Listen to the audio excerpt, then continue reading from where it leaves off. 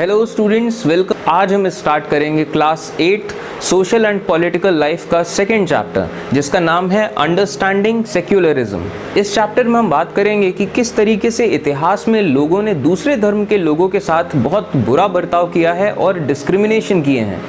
इसके अलावा हम देखेंगे कि सेक्युलरिज्म का क्या मतलब है और इसकी शुरुआत कहाँ से हुई, और हम जानेंगे इंडियन सेक्युलरिज्म के अलग अलग एस्पेक्ट्स के बारे में। और हम देखेंगे कि जो इंडिया का जो देश है, इंडियन स्टेट है, और इंडिया का जो संविधान है, वो किस तरीके से कोशिश करते हैं कि इंडिया के हर आदमी को इक्वालिटी मिले, फ्रीडम मिले और जस्टिस मिले। तो सबसे पहले बात करते हैं सेक्युलरिज्म के बारे में कि सेक्युलरिज्म का क्या मतलब होता है। तो सेक्युलरिज्म दरअसल में एक फ़िलॉसफी है, एक सोचने का तरीका है। अब अगर बात करी जाए कि ये फ़िलॉसफी आई कहाँ से, तो चलिए इमेजिन करिए कि आप हिंदुस्तान में पैदा नहीं हुए, आप पैदा हुए यूनाइटेड स्टेट्स ऑफ अमेरिका में, और वहाँ आप पैदा हुए हैं किसी मुस्लिम या किसी हिंदू फैमिली में। अब क्योंकि आप अमेरिका में पैदा हुए हैं, आप अमेरिकन सिटीज़न हैं, तो किसी भी इंसान को जो बॉन्डिंग अपने मातृभूमि से होती है या फिर अपने मदरलैंड से होती है, वो बॉन्डिंग आपको अमेरिका से है। अब अगर अमेरिका की बात करी जाए तो अमेरिका में क्रिश्चियन फंडामेंटलिज्म और वाइट सुप्रीमेसी फंडामेंटलिज्म बहुत ज़्यादा स्ट्रॉन्ग रहे हैं हमेशा से। अमेरिका में करीब 65% पॉपुलेशन वाइट क्रिश्चियंस की है, और अमेरिका की जितनी भी रिसोर्सेज हैं, जितनी भी पावर है, वो सब इन्हीं वाइट क्रिश्चियंस के पास है। और जो अमेरिका के मालिक हैं, वो भी यही चाहते हैं कि अमेरिका के सारे रिसोर्सेज और पावर इन वाइट क्रिश्चियंस के पास ही रहे। और इन लोगों के अलावा अमेरिका में जितने भी लोग हैं, अब जैसे कि जो नेटिव अमेरिकन्स जो ज़िंदा बचे रह गए आज तक, जिनका दरअसल में अमेरिका देश हुआ करता था एक ज़माने में, और नेटिव अमेरिकन्स के अलावा जो अमेरिका की ब्लैक कम्युनिटी है, जिनके एंसेस्टर्स को या जिनके पूर्वजों को अफ्रीका से लाया गया था अमेरिका में, जिससे कि उन्हें स्लेव्स बना के रखा जा सके और उनसे खेतों में काम करवाया जा सके, तो वो ब्लैक कम्युनिटी के जितने भी लोग बच पाए, उनके वंशज हैं आज की जो अमेरिका के ब्लैक कम्युनिटी है। और उनके अलावा अमेरिका में जितने भी अलग अलग कल्चर्स के लोग हैं, अलग अलग धर्मों के लोग हैं, उन लोगों को थोड़ा दबा के रखा जा सके। तो इस वजह से अमेरिका में हमेशा से बहुत सारे ग्रुप्स बहुत ज़्यादा पावरफुल रहे, जैसे कि Ku Klux Klan, skull and bones, ऐसे बहुत सारे ग्रुप्स रहे हैं जिनका काम ये था कि वो वाइट सुप्रीमेसी को कायम रख सकें, और जिन लोगों पे पावर है वो हमेशा उस पावर को अपने पास रख सकें। अब अगर आप सोच रहे हैं कि इन लोगों ने अपने चेहरे क्यों छुपा रखे हैं, तो ऐसा इसलिए क्योंकि ग्रुप मीटिंग्स करने के बाद इन लोगों को अपने अपने काम पे जाना होता है। कोई आदमी डॉक्टर है, कोई आदमी पॉलिटिशियन है, कोई आदमी पुलिस ऑफिसर है, कोई एडवोकेट है, कोई जज है। तो इस तरीके से अमेरिका का पावर स्ट्रक्चर चला है हमेशा से। क्योंकि अमेरिका अगर देखा जाए तो वो एक देश कम है, एक कॉरपोरेशन ज़्यादा है। अब क्योंकि आप अमेरिका में हैं, तो अगर आपके साथ कुछ इस तरीके का बर्ताव करते हैं लोग कि आप कोई जॉब लेने जाते हैं और आपको जॉब लेने से मना कर दिया जाता है, आपको कोई घर चाहिए किराए पे और आपको घर देने से लोग मना कर देते हैं, इसके अलावा आपको तमाम तरह की सर्विसेज देने में लोग मना कर देते हैं, तो आप क्या करेंगे? तो अगर आप सोच रहे हैं कि आप कंप्लेन करेंगे, तो कंप्लेन आप किन से करेंगे? उन लोगों से जिन लोगों से आप खुद परेशान हैं। और अगर इन केस आप कंप्लेन करते भी हैं अथॉरिटीज़ से, और अथॉरिटीज़ से आपको सिंपल सा जवाब ये आता है लोगों से कि अगर आपको अच्छी फैसिलिटीज़ चाहिए तो आप वापस अपने देश में चले जाइए जहाँ से आप आए थे, ठीक है। और ऐसा मैं काल्पनिक नहीं बता रहा हूँ, ऐसा होता है अमेरिका में, हकीकत है। तो आप करेंगे क्या इस सिचुएशन में? आपको बहुत ज़्यादा गुस्सा आएगा, बहुत ज़्यादा बुरा लगेगा कि अपने ही देश में, जिस देश में आप पैदा हुए, उसी देश में आपके साथ ऐसा बर्ताव हो रहा है और आपको कहा जा रहा है कि आप अपने देश वापस चले जाओ। तो अब ऐसे सिचुएशन में आपके दिमाग में दो तरह के ख्याल आ सकते हैं। पहला ख्याल तो ये कि चलो यार, अमेरिका में तो कुछ नहीं किया जा सकता, अमेरिका में क्रिश्चियंस मेजॉरिटी में है, लेकिन जिन देशों में क्रिश्चियंस माइनॉरिटी में है, जहाँ पे क्रिश्चियंस बहुत कम हैं, जहाँ पे दूसरे धर्म के लोग ज़्यादा हैं, उन देशों में क्रिश्चियंस के साथ बहुत बुरा बर्ताव होना चाहिए, क्योंकि ये लोग अपने देश में बहुत बुरा बर्ताव करते हैं दूसरे धर्म के लोगों के साथ। तो ये तो रहा पहला ख्याल। इसके अलावा एक दूसरा ख्याल आपके दिमाग में आ सकता है कि चलो यार, कोई भी जो देश बने उस देश में हर आदमी को बराबर का हक होना चाहिए और धर्म के मुताबिक या धर्म के आधार पे किसी आदमी के साथ किसी भी तरह का कोई भी डिस्क्रिमिनेशन या भेदभाव नहीं होना चाहिए। तो ये जो दूसरा ख्याल है, बस इसी ख्याल से पैदा होती है ये फिलॉसफी सेक्युलरिज्म। अब यहीं से स्टार्ट होता है हमारा chapter understanding secularism. Throughout the history, people have discriminated, excluded and persecuted each other on the grounds of religion। कि अगर आप इंसानियत का पूरा इतिहास देखें तो लोगों ने दूसरे धर्म के लोगों के साथ डिस्क्रिमिनेशन किया है। डिस्क्रिमिनेशन यानी कि भेदभाव, एक्सक्लूडेड यानी कि उन्हें समाज की मेन धारा से थोड़ा सा अलग हटा के रखा है। इसके अलावा परसिक्यूटेड, तो इतिहास देखा जाए अगर इंसानियत का, तो लोगों ने दूसरे धर्म के लोगों के साथ बहुत भेदभाव किया है, उन्हें समाज की मुख्य धारा से हटा के रखा है और परसिक्यूशन किया है, लोगों को जान से मारा है। For example, Jews were killed in large numbers in Hitler's Germany. जो जर्मनी में एक ऐसा टाइम था जब हिटलर का राज था, वर्ल्ड वॉर 2 के आसपास। उस टाइम पे हिटलर के जर्मनी में हज़ारों ज्यूज़ को बहुत ज़्यादा बुरा बर्ताव किया गया और हज़ारों ज्यूज़ की जान ली गई। ज्यूज़ ये एक धर्म है, अब जिन लोगों को ना पता हो तो। Now the Jewish state of Israel treats its own Muslim and Christian minorities quite badly. अब वर्ल्ड वॉर 2 के दौरान जर्मनी में हिटलर की सेनाओं ने, हिटलर की आर्मीज़ ने हज़ारों ज्यूज़ के साथ इतना बुरा बर्ताव किया और उनको जान से मारा। उन्हीं ज्यूज़ को जब अपना एक देश बनाने का मौका मिला, जिस देश को ज्यूइश स्टेट ऑफ इज़राइल कहा जाता है, तो उसी देश में अब वही ज्यूज़ दूसरे धर्म के लोगों के साथ बहुत बुरा बर्ताव करते हैं। In Saudi Arabia, non-Muslims are forbade to build temple, church and nor gather in public places for prayer। अगर आप सऊदी अरेबिया की बात करें तो सऊदी अरेबिया अब एक इस्लामिक नेशन है, उसकी पहचान है कि वो इस्लामिक नेशन है। तो सऊदी अरेबिया में जो नॉन मुस्लिम्स हैं, यानी कि जो लोग मुस्लिम नहीं हैं, उन लोगों को मनाही है। फॉरबिड यानी कि मनाही किस चीज़ की, कि वो मंदिर नहीं बना सकते, वो चर्च नहीं बना सकते, इसके अलावा वो पब्लिक प्लेसेस में इकट्ठा होकर अपनी प्रेयर्स नहीं कर सकते, इस चीज़ की भी मनाही है। तो इस तरीके से हमेशा लोगों ने धर्म के आधार पे एक दूसरे के साथ डिस्क्रिमिनेशन किया है। These acts of discrimination take place more easily when one religion is given official recognition by the state। अब ये जो एक्ट्स ऑफ डिस्क्रिमिनेशन है, यानी कि ऐसे जो काम जो कि भेदभाव होता है जिनमें, ऐसे काम बहुत आसान हो जाते हैं जब एक धर्म को, किसी एक धर्म को ऑफिशियल रिकॉग्निशन मिल जाता है कि वो उस देश का धर्म है, ऑफिशियल रिलीजन है। अब जब किसी देश की पहचान में कोई धर्म जुड़ जाता है, जैसे कि सऊदी अरेबिया के एग्जाम्पल लेते हैं, सऊदी अरेबिया जो देश है उसमें जब उसकी पहचान बन जाती है कि इस्लामिक देश है, उसी टाइम पे ये सवाल उठ जाता है कि अच्छा, जो लोग इस्लाम फॉलो नहीं करते, क्या ये देश उनका नहीं है? जब अब जैसे इज़राइल का आप एग्जाम्पल ले लीजिए, इज़राइल एक ज्यूइश नेशन है, इज़राइल देश एक ज्यूइश नेशन है, ठीक है। उसी टाइम पे ये सवाल उठ जाता है कि अच्छा, जो लोग ज्यू नहीं हैं, क्या इज़राइल देश उनका नहीं है? तो ये चीज़ें बहुत आसान हो जाती हैं जब किसी एक धर्म को एक दर्जा मिल जाता है कि ये इस देश का धर्म है। तो सेक्युलरिज्म क्या कहता है? What is secularism? Secularism refers to the separation of religion from the state। Secularism का मतलब है separation of religion from state, यानी कि जो देश की, किसी भी देश की जो पहचान है या जो देश है, उसे धर्म से थोड़ा अलग रखा जाए, थोड़ा सा सेपरेट रखा जाए, इस चीज़ को कहते हैं secularism. The Indian Constitution has given fundamental rights to its citizens। अब जो हमारे देश का कॉन्स्टिट्यूशन है, यानी कि जो संविधान है, उसने फंडामेंटल राइट्स दिए हैं अपने सारे सिटीजन्स को। Every individual has the freedom to live by any religion, belief or practice। जितने भी हमारे देश के सिटीज़न हैं उनको पूरी फ्रीडम दी गई है कि वो कोई भी धर्म अपना सकते हैं, किसी भी रिलीजियस बिलीफ को अपना सकते हैं, कोई भी रिलीजियस प्रैक्टिस कर सकते हैं।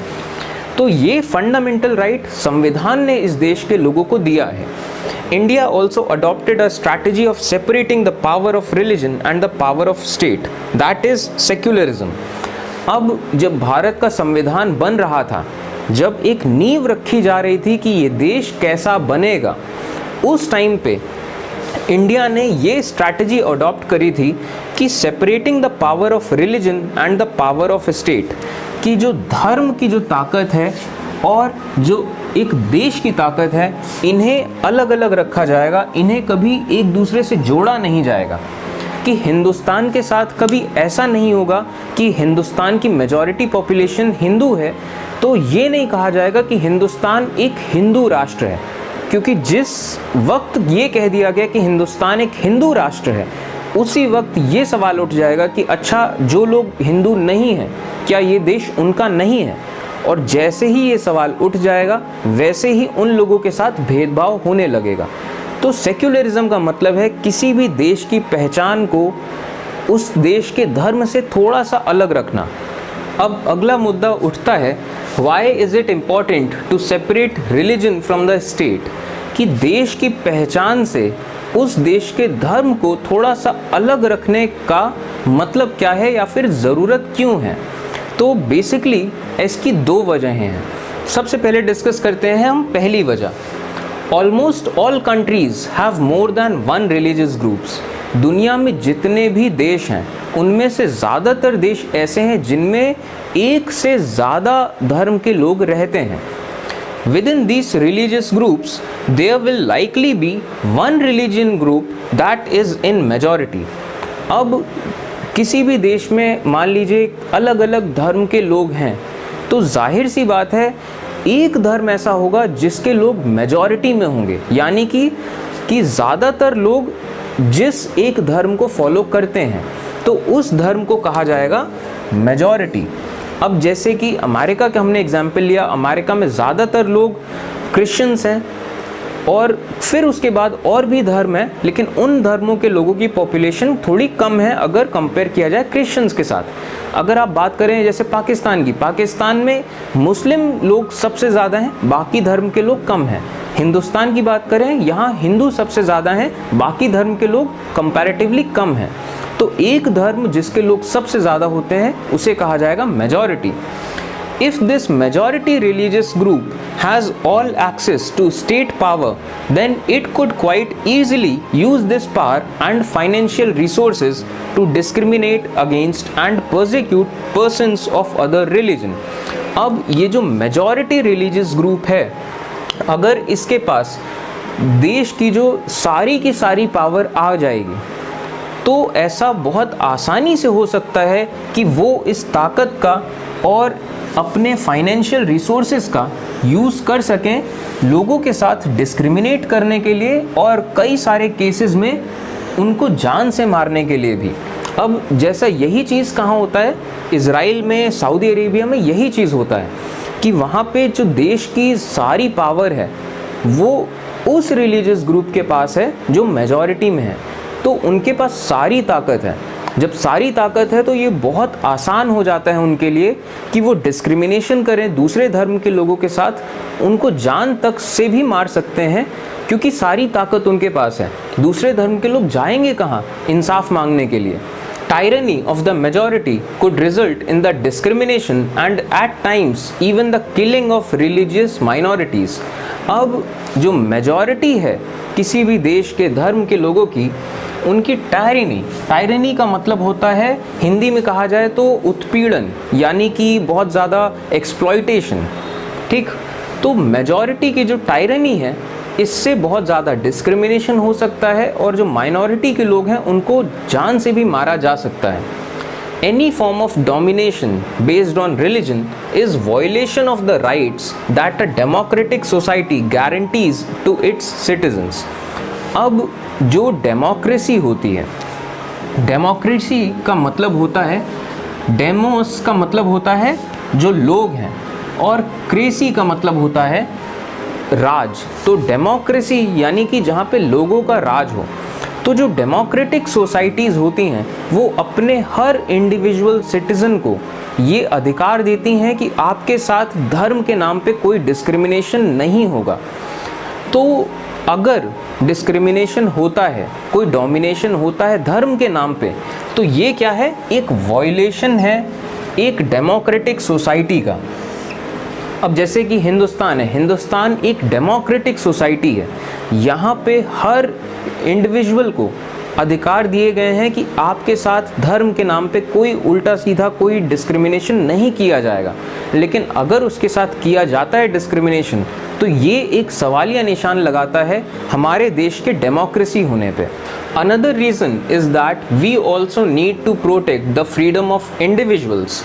अब पहली वजह तो हमने डिस्कस कर ली। पहली वजह ये थी कि देश को और धर्म को अलग अलग इसलिए रखना चाहिए कि किसी धर्म के लोगों को पूरी ताकत ना मिल जाए देश की, क्योंकि अगर किसी एक धर्म के लोगों को पूरी ताकत मिल गई देश की, तो उनके लिए बहुत आसान हो जाएगा कि वो दूसरे धर्म के लोगों के साथ बुरा बर्ताव करें। तो ये तो थी पहली वजह। अब दूसरी वजह ये है कि जो डेमोक्रेटिक सोसाइटीज़ होती हैं, ठीक, यानी कि जो लोकतंत्र होता है, उसमें हर इंसान को अधिकार दिए जाते हैं कि वो कोई भी धर्म फॉलो कर सकता है। तो ये अधिकार क्या क्या हैं? Another reason is that we also need to protect the freedom of individuals to exit from their religion, कि हर आदमी को ये आज़ादी दी गई है कि वो अपना धर्म छोड़ सकता है। एम्ब्रेस अनदर रिलीजन, एम्ब्रेस यानी कि अपनाना, तो वो अपना धर्म छोड़ के कोई दूसरा धर्म अपना सकता है। और इसके अलावा they have the freedom to interpret religious teachings differently. Interpret यानी कि किसी चीज़ का मतलब निकालना। तो लोगों को आज़ादी दी गई है कि वो अपने धर्म में कही हुई तमाम बातों में से अलग अलग बात का अलग अलग मतलब निकाल सकते हैं। उनको अगर कोई बात माननी है तो मान सकते हैं, अगर कोई बात नहीं माननी है तो नहीं मान सकते हैं। उन पे इस चीज़ की पूरी आज़ादी है। आपको एग्जाम्पल देता हूँ। तो हर आदमी को पूरी आज़ादी दी गई है कि आप अपना धर्म कितना मानते हो, कितना नहीं मानते हो।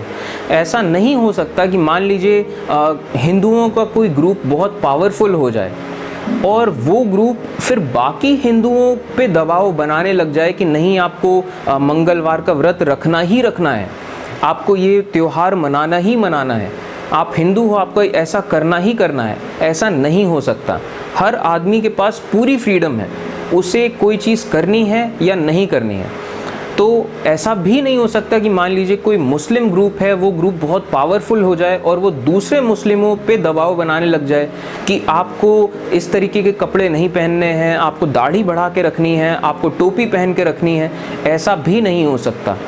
किसी भी धर्म के लोग अपने धर्म के लोगों पे दबाव नहीं बना सकते कि आपको ऐसा मानना है, ऐसा नहीं मानना है। हर आदमी को पूरी आज़ादी दी गई है, वो कोई भी धर्म मान सकता है, कोई भी धर्म छोड़कर कोई और धर्म मान सकता है, और उस धर्म में कौन सी बात माननी है, कौन सी नहीं माननी है, इस चीज़ की भी पूरी आज़ादी उसे दी गई है। अब मान लीजिए दूसरी तरफ अगर ऐसा होता कि स्टेट पावर, जो देश की सारी ताकत है, अगर मान लीजिए किसी एक धर्म के लोगों के पास आने लग जाती, तो क्या होता? For example, if state power were in the hands of those Hindus who support untouchability। अब हिंदुइज्म में एक ऐसा टाइम था जब अनटचेबिलिटी का सिस्टम चलता था, जब लोअर कास्ट के लोगों को बहुत बुरा माना जाता था, उनको अछूत माना जाता था, अनटचेबिलिटी माना जाता था। तो ऐसे हिंदू कई सारे थे जिनको लगता था कि हमारे हिंदू ग्रंथों में लिखा है अनटचेबिलिटी के बारे में, तो अनटचेबिलिटी प्रैक्टिस करी जानी चाहिए। अगर हमारे देश की ताकत ऐसे हिंदुओं के पास चली जाती जो लोग मानते हैं कि अनटचेबिलिटी मानी जानी चाहिए थी, तो जाहिर तौर पे अनटचेबिलिटी को हमारे देश से ख़त्म करना बहुत ज़्यादा मुश्किल हो जाता। तो इस वजह से देश की ताकत को किसी भी धर्म के लोगों से अलग रखना ज़रूरी है, जिससे कि लोगों को आज़ादी भी दी जा सके कि आप कोई भी धर्म फॉलो कर सकते हो और अपने धर्म में कही हुई कोई भी बात मान सकते हो या नहीं मान सकते हो। People might feel a lot of resistance from fellow members of their own religion, कि जो किसी भी धर्म के लोग हैं, ऐसा हो सकता है कि उस धर्म के लोगों को अपने ही धर्म के लोगों से रेजिस्टेंस महसूस करना पड़े। ऐसा ज़रूरी नहीं कि दूसरे ही धर्म के लोग आके आपको परेशान करें, आपके अपने धर्म के लोग भी आपको परेशान कर सकते हैं। तो सेक्युलरिज्म आपको अपने धर्म के लोगों से भी बचाता है। रेजिस्टेंस का मतलब होता है, हिंदी में कहा जाएगा प्रतिरोध। तो people might feel a lot of resistance from fellow members of their own religion. fellow members यानी कि अपने ही धर्म के लोगों से भी आपको बचाता है सेक्युलरिज्म। अब अगला मुद्दा उठता है, व्हाट इज इंडियन सेक्युलरिज्म, कि इंडियन सेक्युलरिज्म क्या है। According to the constitution, only a secular state can realize its objectives to ensure। अब जो भारत का संविधान है या जो कॉन्स्टिट्यूशन है, उसके मुताबिक सिर्फ एक सेक्युलर देश ही ये तमाम ऑब्जेक्टिव्स अचीव कर सकता है। और ये ऑब्जेक्टिव्स क्या क्या हैं? सबसे पहला, that one religious community does not dominate another. तो सिर्फ एक सेक्युलर देश ही ये तमाम काम कर सकता है कि एक धर्म के लोग दूसरे धर्म के लोगों पे डोमिनेट ना कर पाएं। In the same religious community, some members do not dominate other members, कि अगर हम किसी एक धर्म की अगर बात करें तो उस एक धर्म में ऐसा नहीं हो कि कुछ लोग दूसरे लोगों पे डोमिनेट करें। अब जैसा कि मैंने अभी आपको एग्जांपल दिया था कि मान लीजिए कोई मुस्लिम ग्रुप बहुत पावरफुल हो जाए, वो दूसरे मुस्लिम्स को डोमिनेट करने लग जाए कि नहीं, आपको दाढ़ी बढ़ा के रखनी है, आपको इस तरीके के कपड़े नहीं पहनने हैं, तो ये एक ही धर्म के लोग अपने ही धर्म के लोगों पे डोमिनेट करने लग सकते हैं। और ये होता भी है, दुनिया के तमाम देशों में ऐसा होता है। तो ऐसा ना हो, ये काम सिर्फ एक सेक्युलर देश ही कर सकता है। अब तीसरा है, that the state does not enforce any particular religion nor take away the religious freedom of individual, कि जो देश है, देश किसी एक पर्टिकुलर धर्म को एनफोर्स ना करे और not take away the religious freedom of the individual, जो हर आदमी का एक रिलीजियस फ्रीडम है, यानी कि उसकी मर्जी है कि उसे कौन सा धर्म फॉलो करना है और कितना फॉलो करना है, तो इसकी पूरी आज़ादी दी जाए। तो ये तमाम चीज़ें सिर्फ एक सेक्युलर देश ही कर सकता है। अब अगला टॉपिक उठता है, how Indian state ensures justice, कि जो भारत का देश है ये कैसे सुनिश्चित करता है, यानी कि जो एंश्योर करता है कि हर आदमी को जस्टिस मिले, न्याय मिले, ये कैसे हमारा देश करता है। The Indian state works in various ways to ensure justice. जो भारत का जो देश है, जो इंडियन स्टेट है, ये तमाम तरीक़ों से कोशिश करता है, सुनिश्चित करता है कि लोगों पे न्याय मिले। सबसे पहला है strategy of distancing itself from religion. तो सबसे पहला जो तरीका है वो ये है कि धर्म से खुद को थोड़ा सा दूर रखा जाए, distancing itself from religion. The Indian state is not ruled by a religious group and nor does it support any one religion. जो भारत का देश है वो उसे किसी रिलीजियस ग्रुप के लोग नहीं चला रहे हैं, किसी धर्म के लोग भारत का देश नहीं चलाते हैं, और भारत का देश किसी एक धर्म को भी सपोर्ट नहीं करता है कि भारत का देश एक धर्म को सपोर्ट करे। In India government spaces like law courts, police stations, government schools and offices are not supposed to display or promote any one religion. अब हमारे देश में जितने भी गवर्नमेंट स्पेसेस हैं, ऐसी जगहें जो रिप्रेजेंट करती हैं हमारे देश की सरकार को। अब जैसे कि जो लॉ कोर्ट्स हैं, जो अदालतें हैं, जो पुलिस स्टेशंस हैं, इसके अलावा जो गवर्नमेंट स्कूल्स हैं और जो गवर्नमेंट ऑफिसेस हैं, ये तमाम ऐसी जगहें हैं जो कि रिप्रेजेंट करती हैं भारत के देश को, they are not supposed to display or promote any one religion. तो यहाँ पे किसी एक धर्म का डिस्प्ले नहीं हो सकता या किसी एक धर्म को प्रमोट नहीं किया जा सकता। अब इसका क्या मतलब है, जितने भी गवर्नमेंट स्पेसेस हैं वहाँ किसी धर्म से जुड़ी चीज़ नहीं लगाई जा सकती है, वहाँ किसी धर्म से जुड़ा त्यौहार नहीं मनाया जा सकता है, किसी एक धर्म से जुड़ी चीज़ें नहीं हो सकती हैं। जितने भी गवर्नमेंट स्पेसेस हैं यहाँ जब कोई त्यौहार आता है तो यहाँ छुट्टी दे दी जाती है, जिससे कि आप अपने कम्युनिटी में, अपने घर में, अपने साथ वालों के साथ वो त्यौहार मनाओ।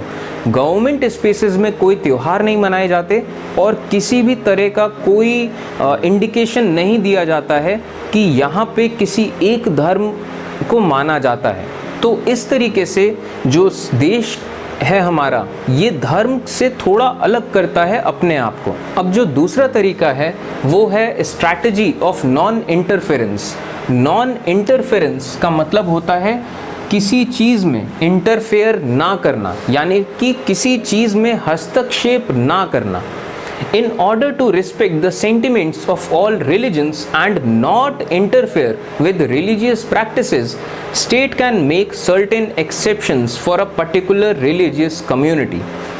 अब मान लीजिए कि देश में कोई ऐसा कानून बनाया गया किसी भी चीज़ को लेकर, अब उस कानून की वजह से किसी एक धर्म के लोगों को थोड़ी दिक्कत आ रही है, तो उस धर्म के लोगों को बुरा ना लगे, ख़राब ना लगे, उनके जो सेंटिमेंट्स हैं, जो उनकी भावनाएं हैं, उनके भावनाएं हर्ट ना हो और उनके धर्म के साथ कोई इंटरफेयर ना किया जाए। इस वजह से क्या करता है भारत का देश, ये उन चीज़ों में उस धर्म के लोगों को एक एक्सेप्शन देता है। एक्सेप्शन यानी कि उस चीज़ में थोड़ा सा रियायत दे देता है उस धर्म के लोगों को। अभी आपको नहीं समझ में आएगा इसका मतलब क्या है, एग्जाम्पल दूंगा तो झट से समझ में आ जाएगा। Indian state recognizes that wearing a pagri or turban is central to a Sikh religious practice, कि जो सिख धर्म है, सिख धर्म में पगड़ी पहनना या जिसको टर्बन कहते हैं, ये बहुत ज़्यादा ज़रूरी है, ये बहुत सेंट्रल इम्पोर्टेंस का है सिख धर्म में। तो जब एक कानून आया कि हर आदमी को टू व्हीलर चलाते वक्त हेलमेट पहनना है, तो अब क्योंकि सिख लोग पगड़ी पहनते हैं अपने सर में, तो उनको हेलमेट पहन नहीं सकते वो। तो अब क्या किया जाए, अब अगर उन्हें हेलमेट पहनना ही है तो पगड़ी नहीं पहन सकते, लेकिन पगड़ी पहनना ज़रूरी है। तो इस वजह से भारत की सरकार ने यहाँ क्या किया, स्ट्रैटेजी ऑफ नॉन इंटरफेरेंस। जो सिख हैं वो पगड़ी पहनते हैं, इस वजह से सिख लोगों को हेलमेट लगाने की ज़रूरत नहीं है। यहाँ पे भारत के इस देश ने, भारत की सरकार ने क्या किया, एक एक्सेप्शन बनाया कि सब लोगों को हेलमेट पहनना है, लेकिन एक्सेप्शन क्या है, सिख लोग, कि सिख लोगों को हेलमेट पहनना ज़रूरी नहीं है। तो ये एक छोटा सा एग्जाम्पल था। इस तरीके से जो भारत का देश है या फिर जो भारत की सरकार है, ये क्या करती है, स्ट्रैटेजी ऑफ नॉन इंटरफेरेंस। कुछ मामलों में ये इंटरफेयर नहीं करती है किसी धर्म में। अब जो अगला तरीका है वो है स्ट्रैटेजी ऑफ इंटरवेंशन। इंटरवेंशन यानी कि किसी चीज़ में हस्तक्षेप करना या किसी चीज़ के बीच में आना। When fundamental rights of citizens are taken away, then the state intervenes to make laws. अब वैसे तो जो हमारे देश है, हमारा देश धर्म से थोड़ा अलग रहता है। वो धर्म के मामलों में हस्तक्षेप नहीं करता, वो इंटरवीन नहीं करता।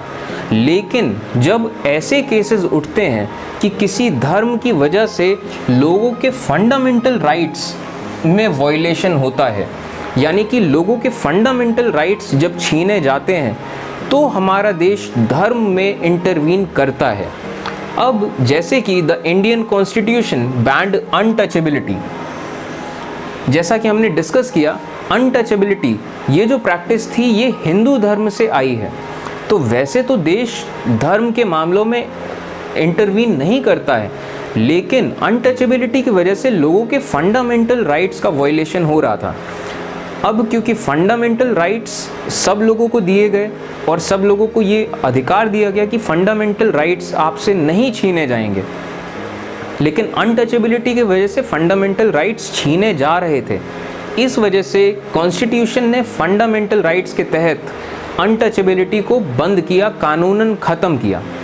इस तरीके से कई बार जो देश है वो धर्म के रास्ते में आता है। अब the intervention of the state can also be in the form of support. अब जब देश किसी धर्म के बीच में आता है तो ज़रूरी नहीं है कि वो कोई कानून बना के कोई चीज़ ख़त्म करने ही आया है। कई बार देश जब किसी धर्म के बीच में आता है तो वो सपोर्ट करने के लिए भी आता है। The Indian constitution grants the right to religious communities to set up their own schools and colleges. जो भारत का संविधान है ये हक देता है तमाम रिलीजियस कम्युनिटीज़ को, जितने तमाम धर्मों के जो समुदाय हैं उनको ये हक देता है कि वो अपने स्कूल बना सकते हैं और अपने कॉलेज बना सकते हैं। क्योंकि अलग अलग रिलीजियस ग्रुप्स की भाषाएं अलग अलग हैं, उनके टीचिंग्स अलग अलग हैं, तो ये अधिकार दिया गया कि आप चाहो तो अपने स्कूल बना सकते हो, अपने कॉलेज बना सकते हो, जहाँ पे आप अपनी भाषा पढ़ा सकते हो, अपनी टीचिंग्स पढ़ा सकते हो। तो ये अधिकार एक दिया गया संविधान से रिलीजियस कम्युनिटीज़ को। It also gives them financial aid. इसके अलावा उन्हें फाइनेंशियल एड भी मिलता है। एड यानी कि मदद एंड फाइनेंशियल यानी कि आर्थिक।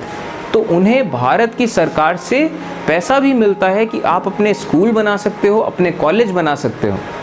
अब अगला टॉपिक उठता है कंपैरिजन विद अमेरिकन सेक्युलरिज्म, कि अमेरिका भी अब एक सेक्युलर देश है। यानी कि अमेरिका में भी ऐसा नहीं है कि अमेरिका का कोई एक ऑफिशियल धर्म हो। वहाँ ऐसा नहीं है कि अमेरिका एक क्रिश्चियन देश है, ऐसा कानूनन तौर पे आप नहीं कह सकते, क्योंकि वहाँ के संविधान में ऐसा नहीं लिखा कि क्रिश्चियनिटी अमेरिका का ऑफिशियल धर्म है। ऐसा कहीं कानून पे तो नहीं लिखा है। तो अमेरिकन सेक्युलरिज्म से अगर इंडियन सेक्युलरिज्म का कंपैरिजन किया जाए तो कुछ सिमिलैरिटीज़ हैं और कुछ डिससिमिलैरिटीज़ हैं। तो चलिए इनको डिस्कस करते हैं। There are some similarities such as the first amendment of US Constitution prohibits the legislature from making laws on establishment of religion. Establishment of religion का मतलब कि अमेरिका का एक ऑफिशियल धर्म क्या होगा, ठीक है।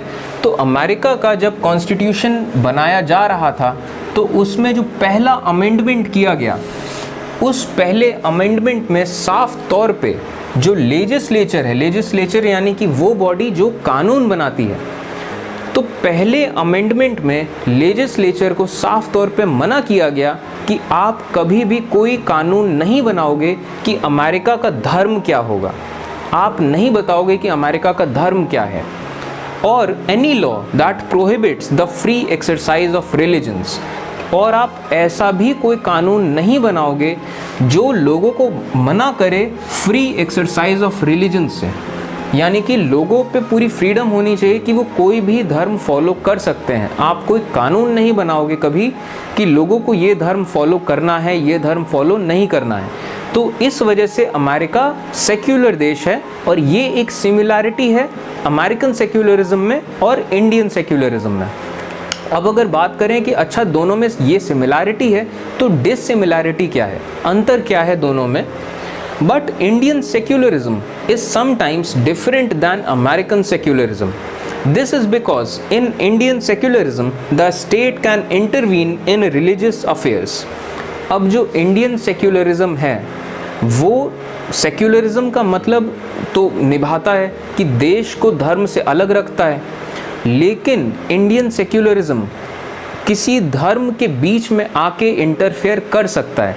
जैसे कि हमने देखा तमाम सब अभी इस चैप्टर में तमाम एग्जाम्पल्स में, जबकि whereas in America the state can not intervene in religious manners.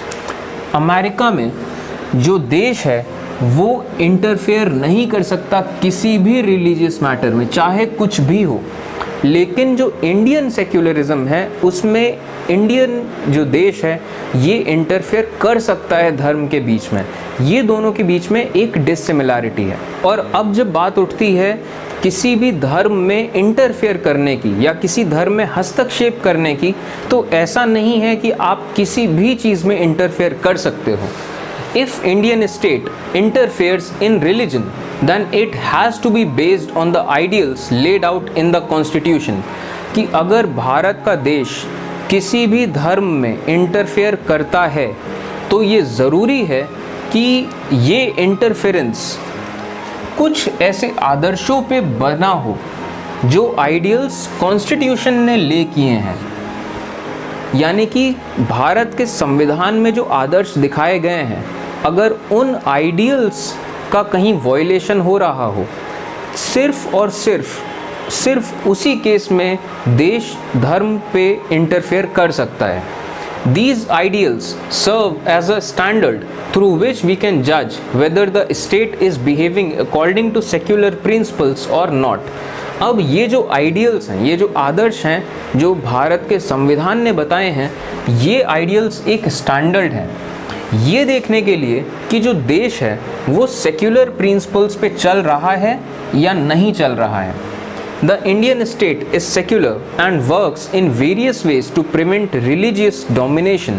जो इंडिया का जो देश है वो सेक्युलर देश है और वो पूरी कोशिश करता है कि यहाँ रिलीजियस डोमिनेशन ना हो, यानी कि एक धर्म के लोग दूसरे धर्म के लोगों पे हावी ना हो जाएं और एक धर्म के लोग अपने ही धर्म के लोगों पे भी हावी ना हो जाएं।